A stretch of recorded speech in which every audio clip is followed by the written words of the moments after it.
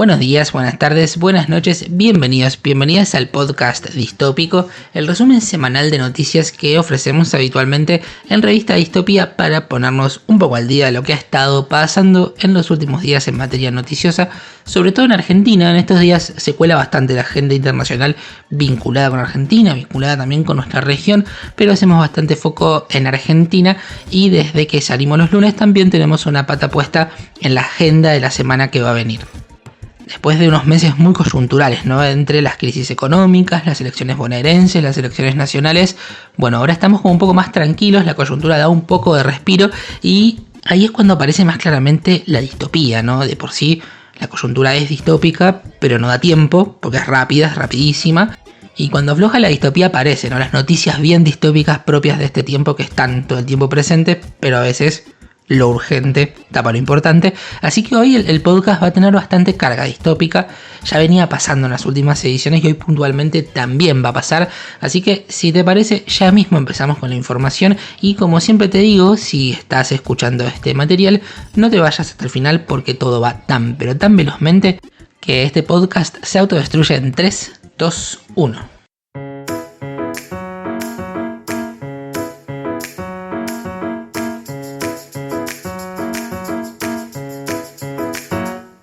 Bien, ahora sí empezamos y desde que somos prácticamente colonia estadounidense, las noticias que vienen desde Norteamérica suenan mucho y en este caso, durante la semana que pasó, se habló mucho sobre el acuerdo entre Argentina y Estados Unidos, o mejor dicho, condiciones o anuncios que hizo Estados Unidos acerca de Argentina, de los cuales no se conoce la contraparte, no sabemos específicamente qué beneficios le reportan claramente a Argentina, ¿no?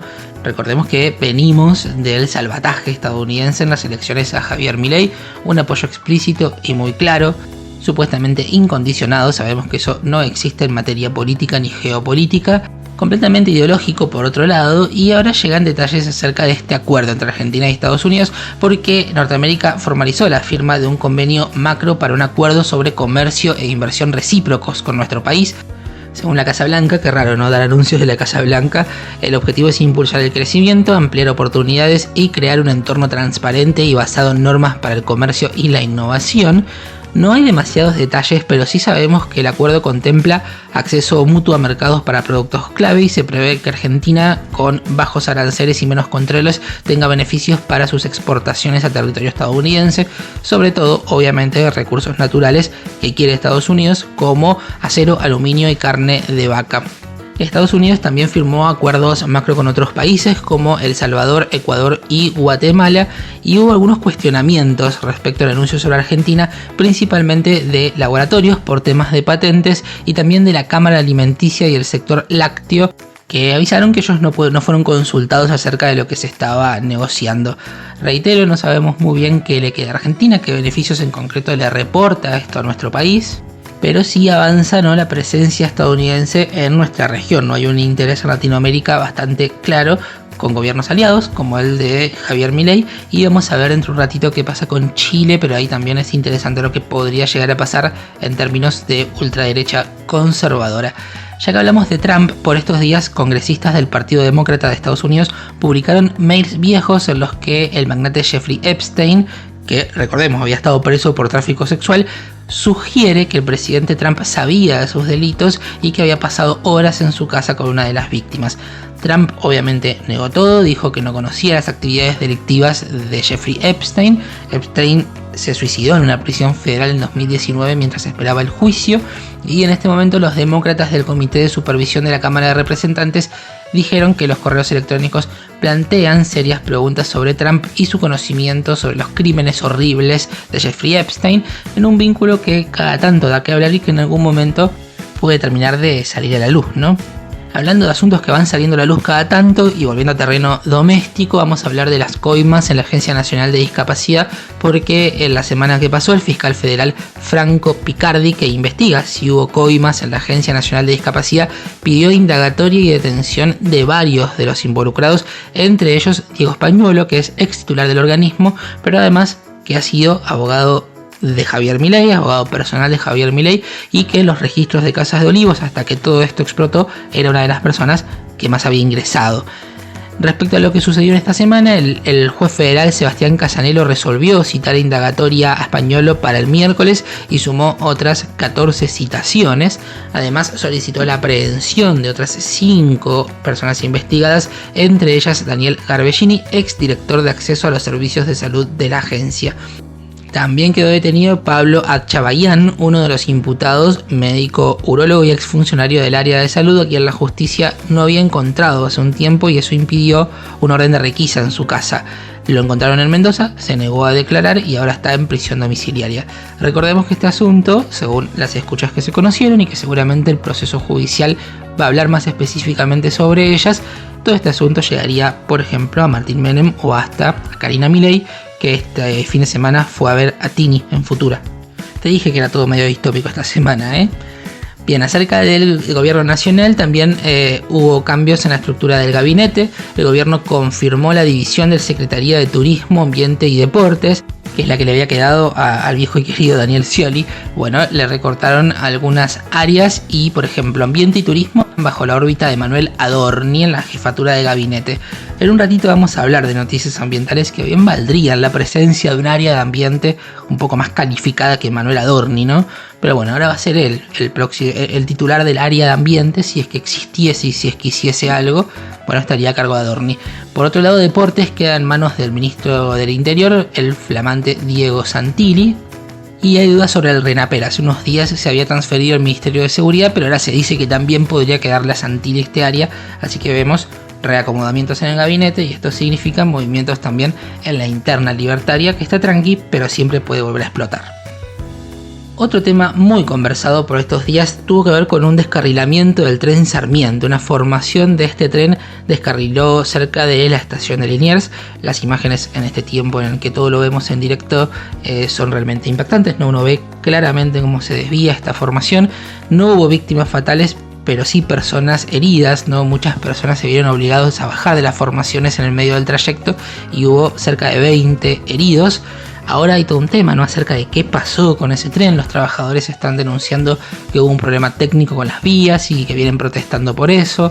Por otro lado, en mayo de este año habían chocado 2 formaciones de la línea San Martín y también hubo más de 60 heridos, y todo esto tenemos que analizarlo bajo la óptica de la desidia estatal y también bajo la intención de este gobierno de destrozar todo lo que es público, y todo lo que sucede le sirve como excusa como para poder hacerlo. Así como en su momento todo servía de excusa para nacionalizar, estamos en la antítesis, diría el pensamiento hegeliano, y todo es excusa para recortar, básicamente. Fue bastante paradójico que durante esos mismos días quedó preso también Julio De Vido, ¿no?, el exministro de Planificación Federal del gobierno de Cristina Fernández de Kirchner. Él se tuvo que presentar en la justicia después de que la Corte Suprema de Justicia de la Nación confirmara su condena justamente por la tragedia ferroviaria de Once, ¿no?, la del 22 de febrero del 2012, cuando murieron 51 personas. Así que todos esos días quedó bastante en agenda, ¿no?, el asunto de los trenes por el descarrilamiento, pero también por la detención de Julio De Vido. Algo que también sobresalió bastante por estos días tuvo que ver con algo que hizo el subsecretario de Derechos Humanos de la Nación, Alberto Baños, que se presentó ante un comité de la ONU y cuestionó el número de desaparecidos de la última dictadura y acusó a los organismos de derechos humanos por actos de corrupción. Esto es realmente histórico, y es histórico a la negativa, ¿no?, porque es el primer funcionario con ese cargo en presentarse ahí para poner en duda el número de los 30.000 desaparecidos por el terrorismo de Estado. Y acá es cuando vemos que la batalla cultural no es solamente retórica, ¿no?, va avanzando y va ganando niveles, en este caso ante organismos internacionales. Acerca del número de desaparecidos, creo que una refutación muy clara es la que hace Martín Cobán cuando plantea: perfecto, ustedes dicen que no son 30.000, digan dónde están todos y cada uno, cómo desaparecieron, cuáles son sus identidades, porque el número realmente no es arbitrario, y por otro lado hace una alusión muy clara, ¿no?, a la condición del desaparecido, a la condición política del desaparecido, ¿no? Como los vientos de derecha no son solamente made in Argentina, sino que son, diría, internacionales, pero por lo menos también latinoamericanos, tenemos que hablar de las elecciones en Chile. En ese país, como todo indicaba que iba a ser, va a haber segunda vuelta el 14 de diciembre, y esa segunda vuelta va a ser entre la candidata de izquierda Janet Jara, que sacó el 26.8% de los votos, y el ultraderechista José Antonio Kast, que quedó segundo, con algunos votos menos, pero tenemos que considerar dos cosas. Primero, fue mala la elección de Janet Jara cuando ella es la candidata del oficialismo. Un oficialismo que no llega al 30% claramente está haciendo una mala elección. Y por otro lado ya tiene un techo bastante claro porque su pertenencia partidaria es el Partido Comunista, y esto sabemos bien en Argentina genera muchas resistencias, ¿no? Parece anacrónico por otro lado, porque ¿qué es el comunismo hoy en día? No creo que Janet Jara plantee la expropiación de los medios de producción para manos del Estado, ni mucho menos, pero todo eso sirve para hacer campaña en contra de ella. Y por otro lado, respecto a la derecha, había por lo menos 3 o 4 candidatos de ultraderecha pinochetista en Chile. Entonces, si los sumamos a estos espacios, sacaron más del 50% de los votos, y esto también deja en condiciones desventajosas a Janet Jara, y todo indica ser que Kast, que es la tercera vez que es candidato a presidente, que es un ultracatólico, que tiene 9 hijos, que tiene un discurso anti-inmigración muy duro, va a ser el próximo presidente chileno. Sobre todo porque uno ve que Kast claramente va a aglutinar los votos de la derecha, y nos cuesta imaginar por dónde puede crecer Janet Jara, que por otro lado representa a toda la izquierda, ¿no? Es una concertación de partidos de izquierda y de centroizquierda que toda confluye en ella, a diferencia de lo que pasa con la derecha. La sorpresa estuvo puesta por el que salió tercero, Parisi, que las encuestas no indicaban que iba a salir tercero, y Johannes Kaiser, que era el candidato más parecido a Javier Milei. Kast es afín, pero Kaiser es más asimilable por distintos motivos. Ese candidato quedó recién quinto, así que a lo más parecido a Milei no le fue tan bien, aunque va a haber un gobierno de derecha. Milei va a estar contento y Donald Trump también. Bien, como parte de la información, volviendo a la Argentina, y como te decía que todo está bastante distópico en esta semana, vamos a ir metiéndonos en la noticia distópica de esta semana. Y yo creo que lo más saliente en términos de distopía que tuvimos por estos días es un dato duro muy específico y también muy alarmante, porque hubo un derrumbe histórico en la vacunación infantil, y obviamente los expertos están alertando por riesgo sanitario. Las coberturas de vacunación infantil registraron en 2024 un desplome inédito en Argentina. Menos de la mitad de los chicos recibió las dosis obligatorias en el esquema de 5 o 6 años, es decir, al entrar al primer año de escuela, y una situación similar se observa entre preadolescentes de 11 años, es decir, a punto de entrar a la secundaria básica, con retrocesos generalizados que obviamente encendieron todas las alarmas. Los especialistas están advirtiendo que este derrumbe expone al país a la reaparición de enfermedades graves como la polio, el sarampión, el coqueluche y el meningococo, que solo se mantienen controladas mediante altas tasas de inmunización. Estas enfermedades además se habían declarado extintas en Argentina, pero no así en toda la región, y si todavía no han vuelto es porque gran parte de la población está vacunada, ¿no? El no vacunado no se contagia por el que sí, pero este colchón empieza a volverse más chiquito. La OPS establece como estándar de cobertura la cifra del 85%, ¿no? Y las cifras en Argentina en este momento están en estos chicos de estas edades alrededor del 50%, y según los expertos este retroceso se vincula con fallas en el seguimiento, con la confusión entre algunos profesionales y con serios déficits de comunicación pública sobre la importancia del calendario obligatorio. Venimos diciendo, este gobierno es filo antivacunas, no es explícitamente antivacunas, pero rodea ese discurso. En la pandemia lo escuchamos muy claramente, y algo de todo ese discurso obviamente va quedando.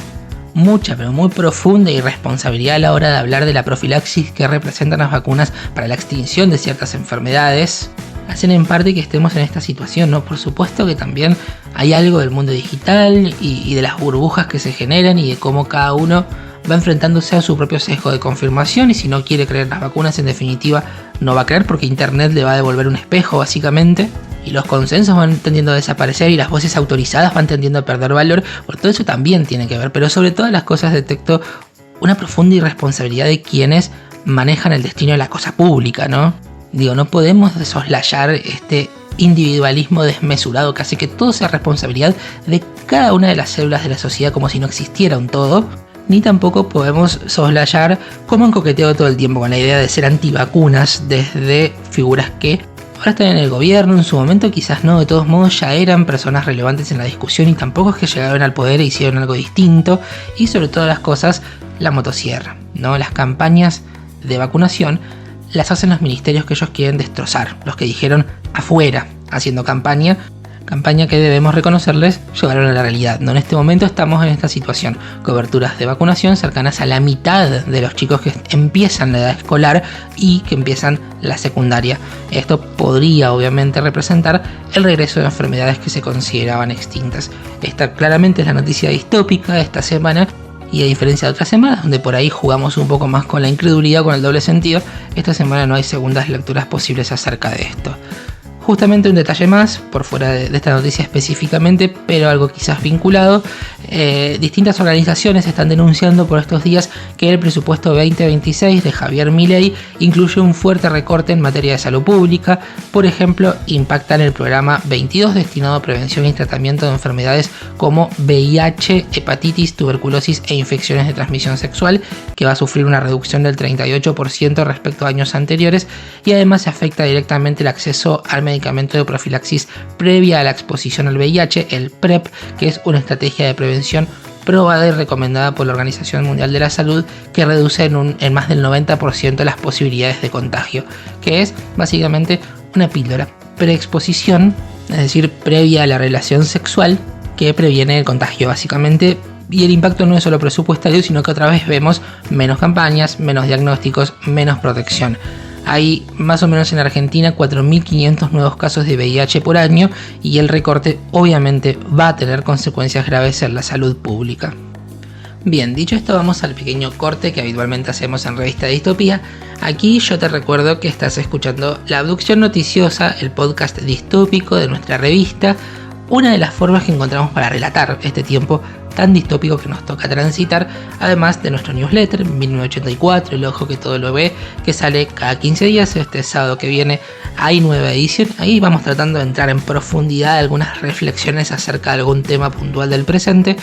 Generamos contenido audiovisual, pronto van a volver también los artículos por fuera del newsletter, así que siempre vamos encontrando distintas estrategias, ¿no?, para narrar este tiempo distópico, y todo esto seguramente lo notarás, lo hacemos con una voz muy particular y una voz que se sostiene únicamente gracias a quienes integramos la comunidad distópica, ¿no? Por eso podemos decir las cosas que decimos, podemos hacerlo con la equidistancia con la que lo decimos, y también podemos tomarnos la independencia, ¿no?, de interpretar el presente con la libertad con la que lo hacemos.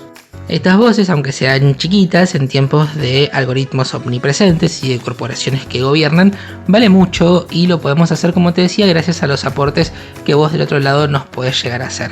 Aportes que en principio pueden ser económicos, ¿no? Vos podés hacernos un aporte por única vez y ayudarnos a seguir haciendo esto que estamos haciendo, o bien podés suscribirte, ¿no?, para mensualmente hacernos un aporte. Nada es mucho, nada es poco, todo suma un montón para que podamos seguir haciéndolo. Y si estás viendo en YouTube, acá abajo vas a encontrar los enlaces para poder aportarnos.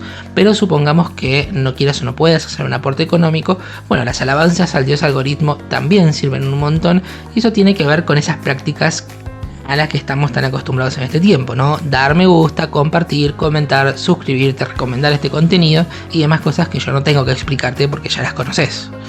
Así que ya sabes, si esto que hacemos te interpela, si te acompaña, si crees que es importante esta voz, aunque chiquita, muy distinta a lo que habitualmente se escucha, bueno, podés hacernos aportes económicos, podés suscribirte para aportarnos mensualmente, o podés darle alabanzas al dios algoritmo para que nos ayude a ser un poco más visibles.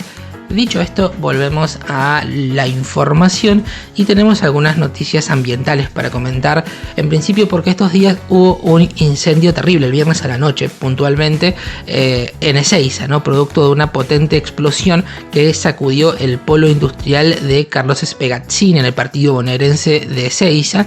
Y este siniestro inicial habría tenido lugar en un depósito químico de una empresa petroquímica, según fuentes oficiales.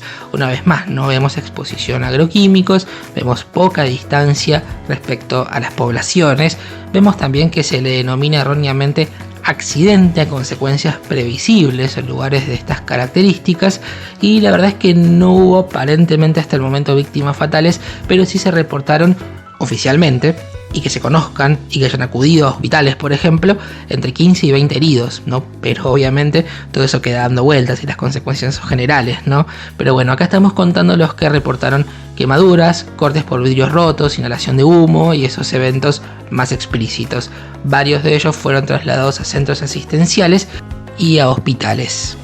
un incendio muy notable, ¿no? Vimos esa nube de fuego que se formó, trabajaron muchísimas dotaciones de bomberos, 15 por lo menos, de bomberos, de defensa civil y de fuerzas de seguridad. Y obviamente apareció una fuerte preocupación por la formación de una nube tóxica. Se le recomendó a los vecinos mantener puertas y ventanas cerradas y usar protección para las vías respiratorias si hay humo. Después se negó lo de la nube tóxica, ¿no? Pero también sabemos que los gobiernos son corporativos y gestionan emociones, así que algo de todo eso seguramente está en la atmósfera, como está todo el tiempo, ¿no? Como en la lluvia misma hay agrotóxicos. Pero lo concreto es que estamos una vez más ante un episodio de este tipo, no hay que decir accidente, ¿no? Ante sustancias que no se deberían usar, que deberían estar prohibidas, que tienen consecuencias indeseables en las poblaciones, que hay estudios científicos que así lo comprueban, pero si van a decidir usarlas, si vamos a vivir a la sombra del agronegocio, bueno, de mínima que no estén cerca de las poblaciones, porque accidentes de este tipo suceden mucho más seguido de lo que uno se entera. Un detalle más sobre esta explosión y después vamos a otro caso muy resonante, ¿no? De una explosión en una agrotécnica. Tenemos que decir que entre las afectadas está la empresa Iron Mountain, que no es la primera vez que sufre un incendio. En el 2014 en Barracas el fuego ya había arrasado con esta empresa, un fuego que además había sido intencional, según las averiguaciones que hizo la justicia. En ese momento se había prendido fuego un depósito de la empresa y fallecieron 10 personas, es decir, fue sensiblemente peor, y las pericias judiciales determinaron que el incendio fue provocado y se descubrió una disputa financiera en la previa de ese episodio. Pero además la UFI, la Unidad de Información Financiera, aportó información sobre un posible lavado de dinero que explicaría la tragedia, señalando a funcionarios del macrismo durante la segunda gestión de Macri como jefe de gobierno porteño previo a la elección presidencial de 2015. Bueno, Iron Mountain estuvo entre las empresas que se prendió fuego ahora en Ezeiza. Algo interesante antes de pasar al siguiente tema, están tratando de establecer hacia dónde fue el agua que usaron para drenar el incendio. O sea, todavía hay muchas cosas por establecer acerca de lo que pasó en Ezeiza.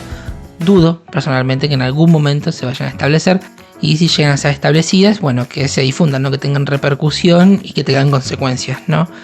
Pero recordemos porque no es la primera vez que una planta de este tipo explota. El 27 de septiembre de 2019 también explotó una planta, en este caso de Sigma Agro. El Mercedes también generó toda un entorno, una atmósfera tóxica. Esa toxicidad llegó a los arroyos, llegó a las napas. Esto está probado, ¿no? Fue un verdadero desastre ambiental. Y también hubo una víctima fatal, ¿no? Porque ahí murió un trabajador, Rubén Ponce, que murió quemado. Bueno, con los años los juicios demostraron lo que todos sospechábamos, ¿no? La empresa, el municipio, los organismos venían fallando en sus controles. Tan es así que 4 años después la provincia termina reconociendo que Sigma ni siquiera había hecho la caracterización del sitio como contaminante. La justicia tardó 3 años en imputar a los directivos de la empresa, ¿no? Que estaba operando, estamos viendo, de manera prácticamente ilegal, ¿no? De manera invisible para el Estado respecto a sus repercusiones. Y la noticia por estos días fue que recién ahora, en 2025, casi 2026, la causa penal va a juicio oral. El suelo sigue herido, ¿no? Las lagunas, la tierra, los arroyos están contaminados en plena zona hortícola. Y la causa civil está frenada hace más de 6 meses. Los ambientalistas autoconvocados siguen empujando para que esta situación se repare, para que haya justicia, pero vemos cómo sigue pasando esto, ¿no? La organización comunitaria es la que promueve juicios que tardan un montón en llegar, y este tipo de episodios siguen sucediendo. Ahora pasó en Ezeiza, por ejemplo. La semana pasada también hablábamos de un derrame de mercurio en Hachal, en San Juan. Bueno, la asamblea autoconvocada le está dando tiempo hasta hoy al intendente para hacer un estudio del agua, y si no, van a volver a las calles para denunciar este derrame de la Barricol. Recordemos que los impactos primeros que estaban viendo los vecinos eran peces muertos, algo que ya de por sí es terrible, pero además imaginémonos lo invisible, ¿no? Justamente un problema que tenemos cuando hablamos de reglamentaciones ambientales, en este caso agrotóxicos voy a hablar, pero en general es la atomización, ¿no? No existen normas marco a nivel nacional, entonces las reglamentaciones dependen de las provincias, de los municipios, hay mucha diferencia entre unos y otros, nadie sabe bien qué es lo que está establecido, qué es lo que se puede y qué es lo que no, y las fumigaciones puntualmente siempre están observadas, siempre hay muchas objeciones acerca de que se fumiga, por ejemplo, muy cerca de escuelas rurales y también de poblaciones o de de plantaciones. Bueno, hubo un fallo interesante en Entre Ríos, para contar una noticia un poco más estimulante, porque la justicia de esa provincia prohibió las fumigaciones con drones cerca de una vivienda tras comprobar, atención, daño genético en una nena de 12 años. Un fallo que obviamente protege la salud y el derecho al ambiente sano por encima de la rentabilidad económica. Mientras tanto, se está impulsando en el Congreso un proyecto de ley para permitir fumigar solamente 10 metros de casas y escuelas. Un diputado que se llama Atilio Benedetti lo está impulsando. Y a esto me refiero, ¿no? Para las malas se ponen de acuerdo y hay siempre legislaciones unificadas. Las buenas tienen que ir caso por caso yendo a la justicia, una justicia que sabemos tampoco es neutral. Cambiando de tema, el miércoles pasado fue un nuevo miércoles de reprimir jubilados. La Policía Federal avanzó sobre los manifestantes que se movilizaban en reclamo por la situación de la clase pasiva. Las fuerzas de seguridad además ese día tiraron al piso y detuvieron al padre Paco, a Francisco Paco Olivera, cura en opción por los pobres, y a otro fotógrafo. No se repite esto de los trabajadores de prensa y puntualmente de los fotógrafos, en este caso a Fidel Tomás Bravo. Unas horas después fueron liberados y ellos dijeron, nos empezaron a empujar como si fuéramos un trapo de piso, nos pusieron sus pies sobre las cabezas, nos esposaron y nos metieron al móvil. En otro orden, y yendo a Chaco, el femicidio de Cecilia Strisovsky tiene veredicto. El jurado popular declaró a César Sena culpable como autor del homicidio agravado por el vínculo y por femicidio. Y lo mismo ocurrió con su mamá y su papá, los dirigentes sociales Marcela Acuña y Emerenciano Sena. Ellos fueron considerados partícipes primarios. Sobre los otros 4 imputados, Gustavo Obregón y Fabiana González fueron declarados culpables de encubrimiento agravado y Gustavo Melgarejo fue hallado culpable de encubrimiento primario. La única que fue declarada inocente fue Griselda Reynoso. Como es jurado popular, se sabe el veredicto de culpabilidad, podría haber sido de culpabilidad o de inocencia. En este caso vemos que uno solo fue de inocencia y el resto de culpabilidad. Y el jurado técnico, los jueces que son integrantes del tribunal y no del jurado, van a establecer la graduación de la pena, es decir, cuántos años de prisión. Yendo a la economía, los precios al consumidor aumentaron 2.3% en octubre respecto de septiembre y 31.3% en el acumulado interanual según el INDEC. Acumularon un alza en 2025 de 24.8% y lo que más aumentó este mes fue transporte. Sexto mes que transcurre sin que se desacelere la inflación, a pesar de que es un periodo de economía planchada, a excepción de los rubros que siempre hablamos, ¿no? Intermediación financiera, petróleo y demás. En general el consumo está caído y la industria no crece. Así que hay un dato, ¿no? Hay un piso del que la inflación, que obviamente es sensiblemente menor, no llega a perforar. En cuanto a la canasta de pobreza, un hogar de 4 integrantes necesitó 1.213.798 pesos para superar el umbral de la pobreza en octubre.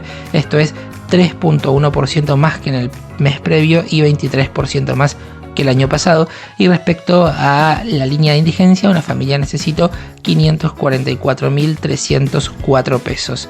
Un informe de UNICEF, por otro lado, dijo que 3 de cada 10 hogares de niños no llegan a cubrir sus gastos. Vamos con una última noticia, tiene que ver con la distopía tecnológica, estas noticias que nos gusta analizar en Revista Distopía y que en este caso es muy local porque es bien argentina. Tiene que ver con inteligencia artificial y es que Zárate se convirtió en el primer municipio argentino en incorporar un sistema de inteligencia artificial a su gabinete. Sara es ahora una ministra no humana, está a cargo de una dirección general y va a tramitar expedientes y firmar resoluciones administrativas en torno a reclamos de los zarateños. El intendente Maskin dijo que no reemplaza a los trabajadores municipales, sino que los potencia y decidió darle 15 años de exención tributaria a las compañías de inteligencia artificial que se instalen en su jurisdicción. Las corporaciones tecnológicas gobernando básicamente. Bien, con todo esto hasta aquí hemos llegado con el podcast distópico de esta semana. Si llegaste hasta aquí te agradezco mucho. Nos volvemos a encontrar no el próximo lunes porque es feriado, sino el siguiente. En el medio no te olvides que el sábado llega nuestro newsletter 1984, el ojo que todo lo ve. Es gratuito, llega por mail. Tenés que estar suscripto desde nuestra página, así que nos leemos por ahí y nos volvemos a escuchar dentro de 15 días. Mi nombre es Lautaro Peña Flor Zangara y ha sido un placer compartir esta producción con vos.